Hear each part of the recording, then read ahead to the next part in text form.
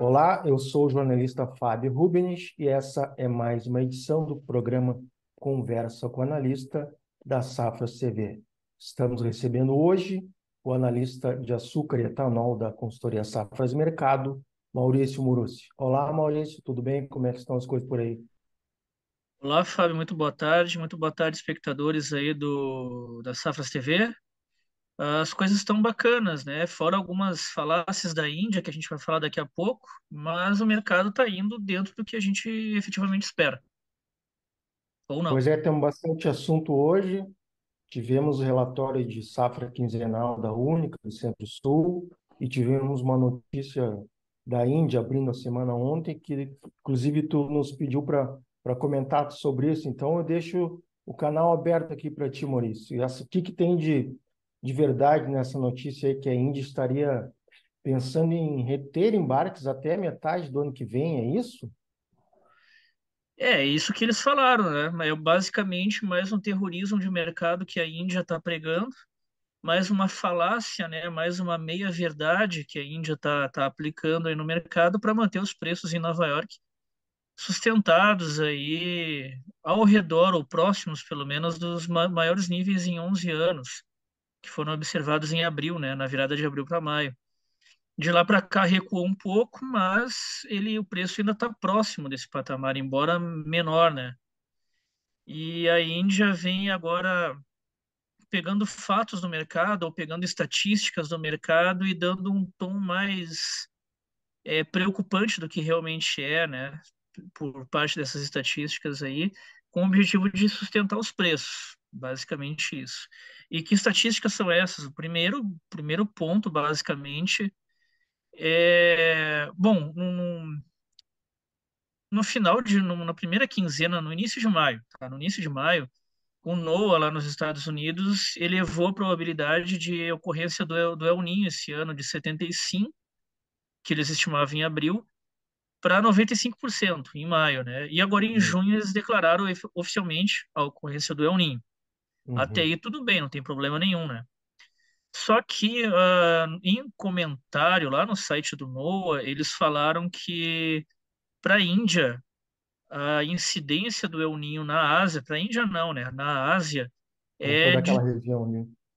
é, é um clima mais seco, né? Um clima mais seco. Eles usaram o termo dry, tá? Uhum. E é interessante observar que esse clima mais seco que vai ocorrer por conta do El Niño, um carro buzinou aí,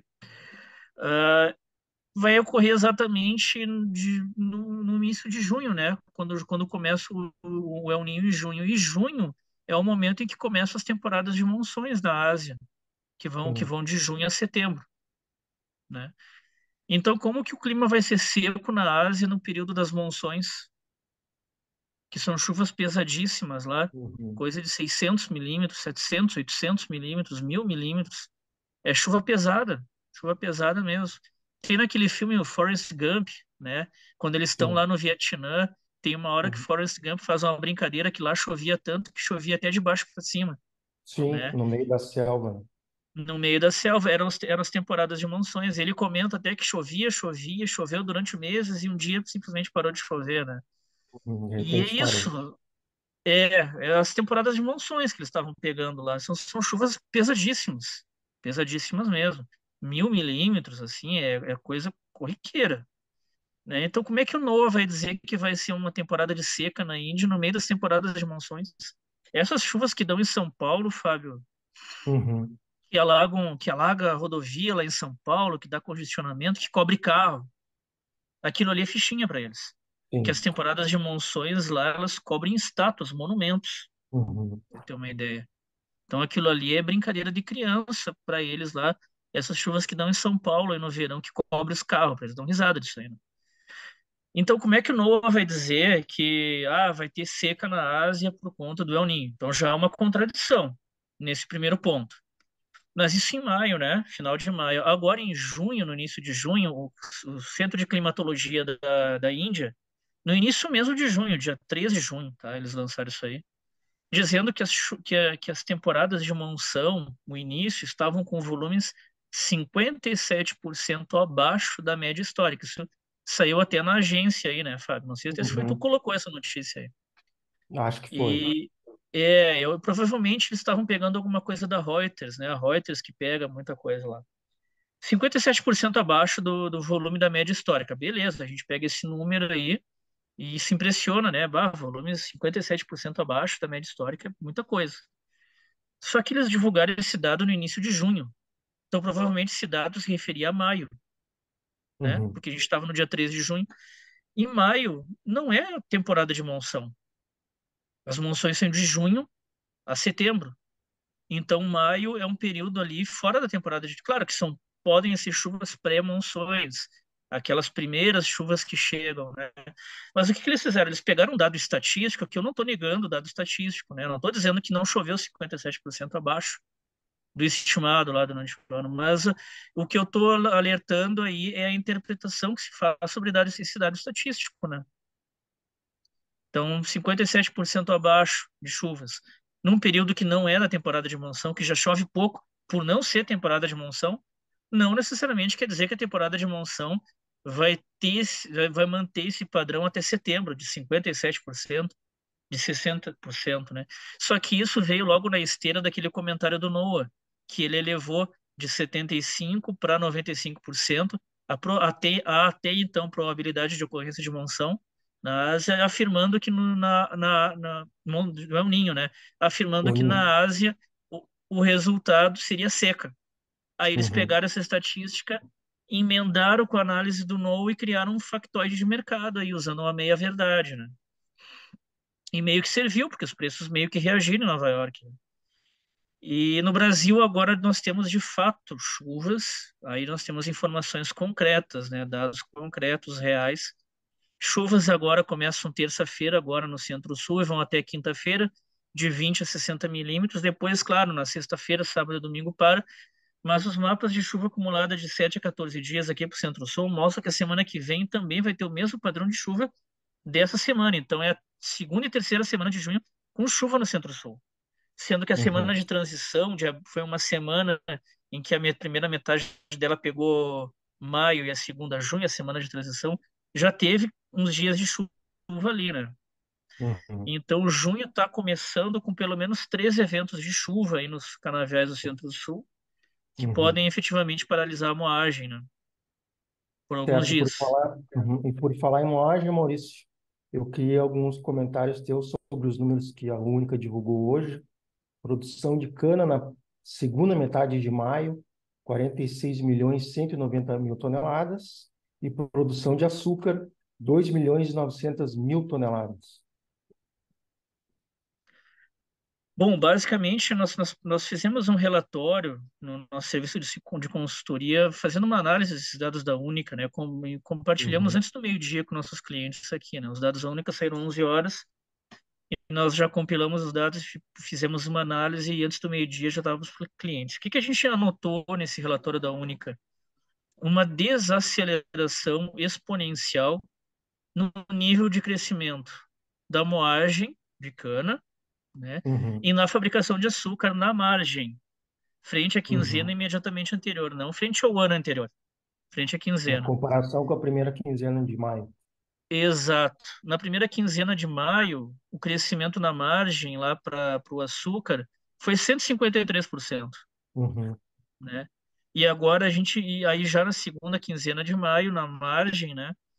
Agora nós temos crescimentos ali na faixa de 9%, de 4% para cana e para açúcar, né? Uhum. Então a gente ainda tem crescimento Uhum. na margem, no curto prazo, nós temos. Mas esse é um crescimento exponencialmente menor do que se via antes. Então dá para se dizer que se usa esse termo em economia que são taxas de crescimento negativo. Como é que um crescimento pode ser negativo? Isso pode dar um nó na cabeça de muita gente, né? Mas é que é um crescimento menor que o Cresceu anterior. menos que no período anterior. É. Exatamente, É. exatamente. E aí a gente pega esse detalhe seguinte: como que com esses níveis de crescimento muito baixos, sucessivos, logo nesse início de safra, como com essa taxa de crescimento o Centro-Sul vai processar 600 milhões de toneladas, que são números aí que agentes externos, as safras de mercado falam, né? Como que vai ser processado com níveis assim tão baixos de moagem de cana, né? Lembrando que a gente está falando da segunda metade de maio, tá, Fábio? É, e Segunda metade de maio, o acumulado recém chegou a 125 milhões de toneladas, né? é pouco para essa época do ano, pouco. E na segunda quinzena de maio, Fábio, não teve chuva, Uhum, porque essa desaceleração, se houvesse chuva, dava para botar a culpa na chuva, né? uhum, Mas não teve. Então, muito provavelmente, os dados de junho, tá? Quando a Única fizer o reporte lá relativo aos dados da primeira metade de junho e da segunda também, nós teremos desaceleração em relação aos dados de maio. Então, aquele crescimento negativo vai passar a evolução negativa, não vai ser crescimento, é queda mesmo, né? O que vai ficar mais difícil ainda para completar ali os 600 milhões de toneladas que alguns lugares dizem aí. E a própria Única, se não sei se tu leu o relatório lá, Fábio, a própria Única comentou isso no texto deles, né, frente à eventualidade de um processamento de 600 milhões de toneladas de cana, as usinas teriam que elevar muito a sua taxa de moagem para compensar essas quedas aí que houveram, principalmente em abril, que choveu. Maio, segunda quinzena de maio, teve uma queda inexplicável, porque não choveu. Pode ter tido alguma manutenção em usina ou em várias usinas, sim, ninguém falou nada, né? Mas junho vai ter queda, porque dá para dizer que choveu, né? Choveu ali na transição de uhum, maio para junho. Vai chover nessa segunda semana de junho agora, né? E na semana que vem também. Então vai dar para realmente ter um motivo concreto de dizer queda, né? Mas e mesmo assim isso complica ainda mais o fato de capacidade de moagem de 600 milhões de toneladas, né? Surpresa positiva veio das vendas de hidratado e de anidro. Hidratado veio uhum, quase 1,5 bilhão de litros, né?